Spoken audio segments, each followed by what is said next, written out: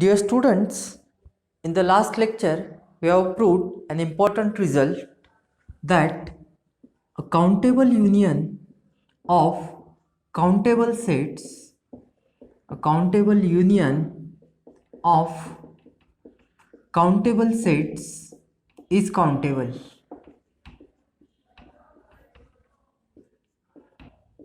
Sets is countable.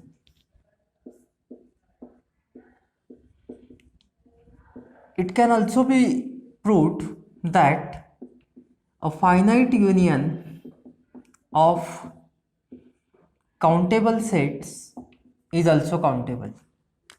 I request you to prove this result on your own. We have proved something more complicated, so you may try to prove this. A finite union of countable sets is countable.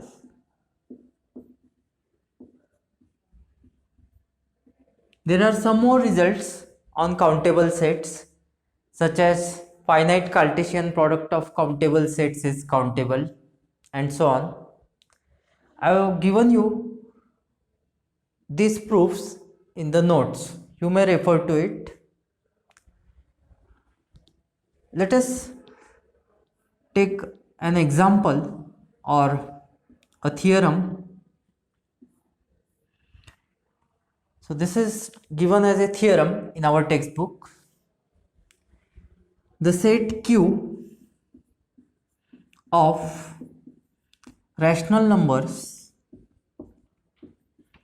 the set Q of rational numbers is countable. This theorem will prove by using the fact that the countable union of countable sets is countable. Okay. The set Q consists of rational numbers of the form m by n, where m and n are integers and n is non-zero.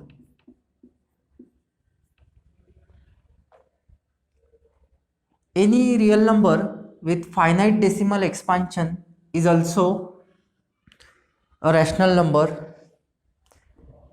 Any real number with recurring pattern of decimals is also a rational number, and so on.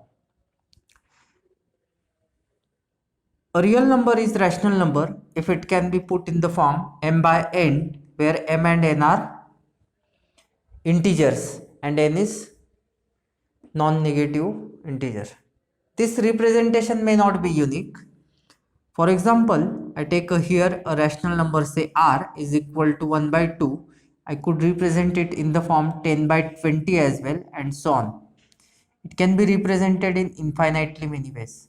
So the choice of m and n is not unique. If you put some condition, some suitable condition, then maybe choice of m and n can be made unique, such as GCD of m and n is 1, and so on. So basically this choice is not unique. Okay, that you take into account. Directly or indirectly we will be using this fact in our proof that choice of m and n is not unique. We will be simply using the fact that any rational number can be put in the form m by n. For there is one more fact which I could state for rational number. Any rational number can be put with positive denominator. For example, if I want to write say 3 by minus 2, I could write it as minus 3 by 2 as well. So positive denominator. So n can be in the set I of positive integers, and m can be in the set z of integers. So remember this fact for the proof which we are giving here. Any rational number can be put in the form m by n, where m is integer and n is positive integer. Okay. So key idea of this proof is that any rational number can be put in the form m by n, where m is integer and n is positive integer. Let me write this. Any rational number can be put in the form m by n, where m is integer and n is positive integer. Remember, throughout this course we'll be using I to denote the set of positive integers. This choice of m and n may not be unique. For each n belongs to the set I of positive integers 1, 2, 3 and so on, define the set En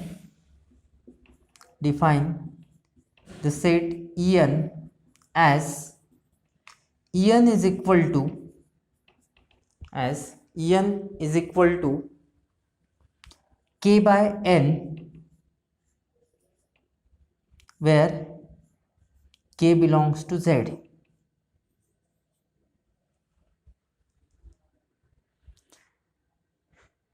Then, as I have explained at the very beginning of the proof, any rational number can be put in the form m by n, where m belongs to Z and n is positive integer. So it follows that if you take union of all such ens, then we will get the set of all rational numbers. It is obvious if you think over it. I have explained it. So Q can be written as union of all ens. Now what we will be proving, that En is countable, and then we will apply the result that countable union of countable sets is countable to get the fact that this union, that is the set Q, is countable. So first part we are done. We are representing Q as some union. Now next we want to prove that each En is countable. So in order to prove that En is countable, we will have one-to-one correspondence between I and En, and this one-to-one correspondence is inspired from one-to-one correspondence from I and Z, which we have studied in some earlier lecture. So based on one-to-one correspondence from I to Z, we can have one-to-one correspondence from I to En. En consists of, let me write what types of elements En consists of. It consists of the elements of the type minus 3 by n, minus 2 by n, minus 1 by n, 0 by n, 1 by n, 2 by n, 3 by n, and so on. So I'll have one-to-one correspondence between I and En. In order to have one-to-one correspondence, I just need to find some way of counting these elements. And if you remember the idea of counting elements of Z, same idea I am going to use here. This is first element, second element, third element, fourth element, fifth element, and so on. So I'll begin with 0, then one left element, one right element, that is one negative, one positive. Same idea I am going to use here. 1, 2, 3, 4, 5, 6, 7, and so on. So first element is 0 by n. This is first element. Next element, second element is minus 1 by n. Third element is, this is second. Now third is 1 by n again. Fourth element is 1 left, minus 2 by n. 1 right next time. So fifth element will be 2 by n. Sixth element will be minus 3 by n. And seventh element will be 3 by n, and so on. So this is how we are counting the elements of En. This enumeration, this way of counting gives us one-to-one correspondence between I and En. We can explicitly define this one-to-one correspondence. Define f from I to En as, note that n is kept fixed here. Define f from I to En as f of I is equal to, so can you guess the enumeration? First let us see for even integers. 2 gets mapped to minus 1 by n, 4 gets mapped to minus 2 by n, 6 gets mapped to minus 3 by n. So as you can guess, it is minus I upon 2 n is fixed for I is equal to 2, 4, 6 and so on. This is equal to, for odd integers, 1 gets mapped to 0 by n, 3 gets mapped to 1 by n, 5 gets mapped to 2 by n. So 5 and 2, 7 and 3. How to observe this mapping? 7 gets to map to 3. So subtract 1 and half it. So it is I minus 1 upon 2 and denominator is n. For I is equal to 1, 3, 5 and so on. So this is one-to-one correspondence from I to En. Then f is 1, 1 and on to, f from I to En is 1, 1 and on to.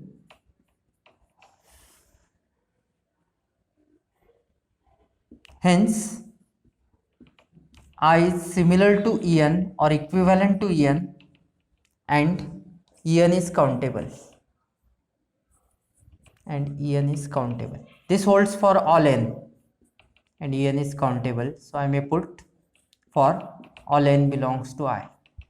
Say this is second statement, and I'll write it as second statement. The countable union of countable sets is countable. Apply the result to 1 and 2. So what we get? As countable union of countable sets is countable, from 1 and 2, note that we are making or applying this result at this point, the fundamental result which we have proved.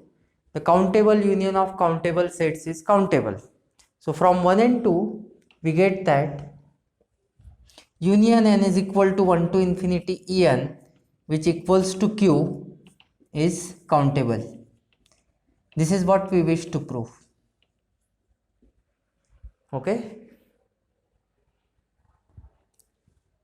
Next theorem which we will prove is an infinite subset of countable set is countable. This is our next theorem which we will prove. This is also the fundamental fact for set of rational numbers.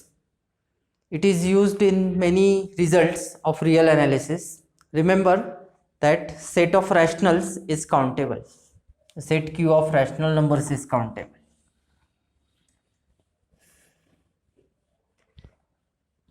Next theorem, if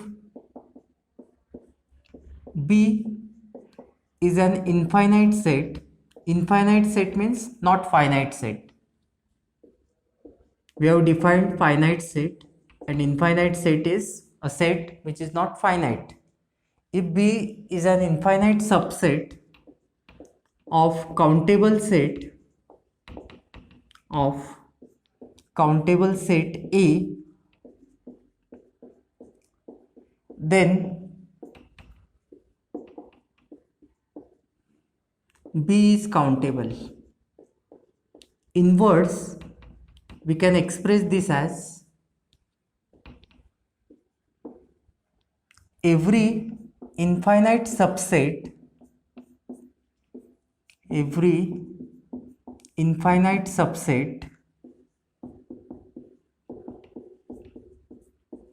of countable set, every infinite subset of countable set is countable. Every infinite subset of countable set is countable. Proof.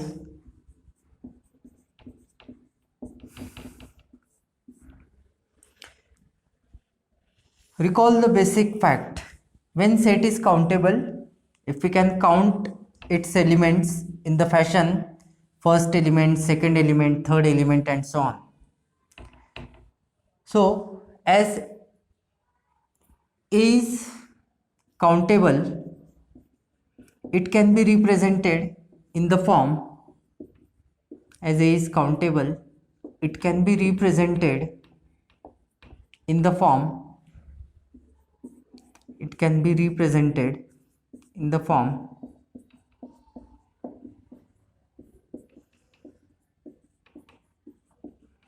A is equal to A1, A2, A3, A4, and so on. So we can list the elements, or we can count the elements, first element, second element, third element, fourth element, and so on. Now B is subset of A. B is subset of A.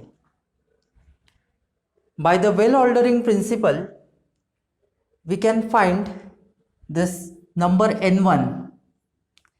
So let n1 be equal to the smallest, it is non-empty set.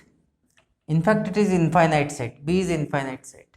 So let n1 be the smallest subscript for which an1 belongs to B. You can better understand this by taking some example.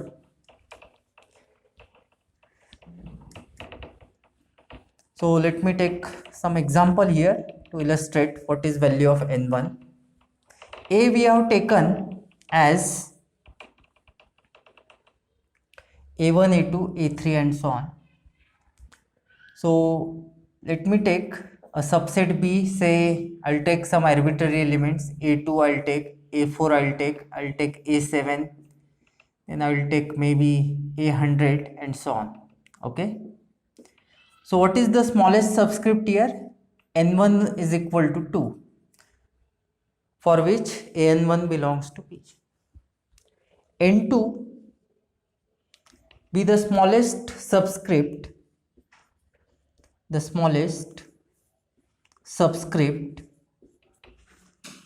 for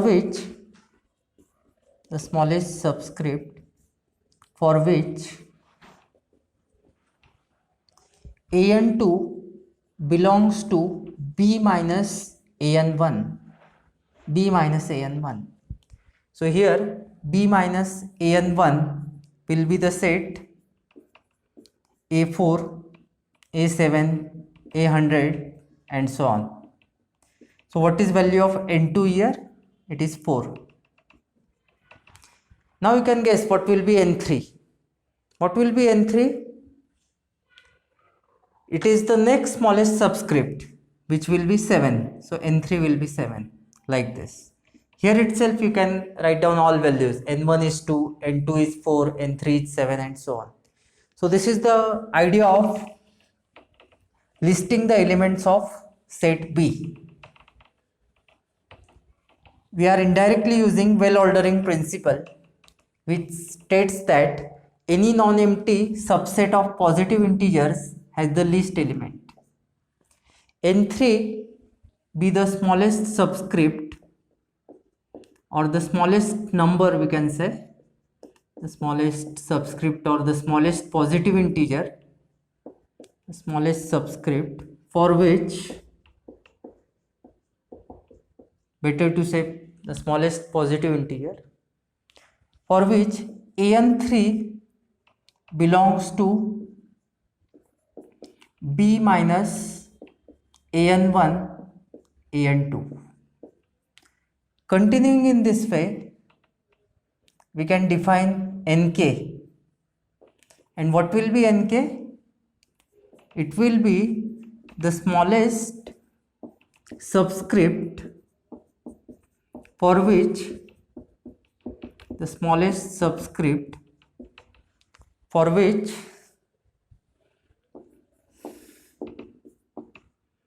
ank belongs to the set, which set? B minus, we need to remove the first k minus 1 elements, an1, an2, and last will be an k minus 1, and so on. Thus, B will be the set, we can write B in the form an1, an2, an3, and so on.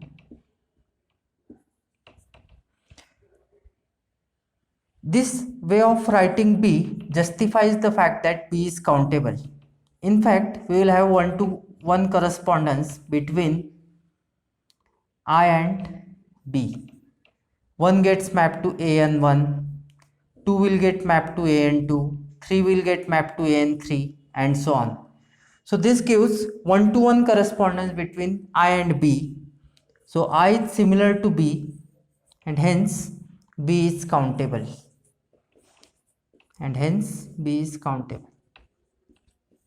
This completes the proof. Friends, let me tell you that there are several other results on countable sets which are given in the exercise of our textbook. Some of them I have solved in the notes which I am providing to you, such as a finite Cartesian product of countable sets is countable. The set of all polynomials with integer coefficients is countable of fixed degree, So there are several other examples and results. It is not possible to cover them, all of them in this series of lectures. So I request you to refer to the notes which I am providing to you. I hope you will go through all the examples which I am providing to you in notes. The only way to learn mathematics is to do it. So involve yourself in the process of learning mathematics and make this series of video lectures on real analysis fruitful for you. Thank you.